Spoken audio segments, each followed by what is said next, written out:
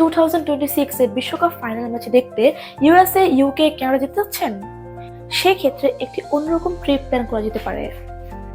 এর মধ্যে ভালো ট্রাভেল এক্সপিরিয়েন্স করার জন্য বেশ কিছু মজার জায়গা ঘুরে দেখা যেতে পারে। ইউকেতে বিখ্যাত টাওয়ার ও ব্রিজের সামনে দাঁড়িয়ে হাতে ফুটবল বিশ্বকাপ ফাইনাল ম্যাচের মাখানো এক দৃশ্য। ইউকেতে কিছুদিন কাটানোর পর আমাদের পথ চলা হবে ইউএসএ। নিউইয়র্কে ব্যস্ত রাস্তায় স্ট্যাচু অফ লিবার্টি দেখার আমাদের মাঝে ফুটবল ফাইনাল দৃশ্যটি থাকবে আমাদের চোখেই।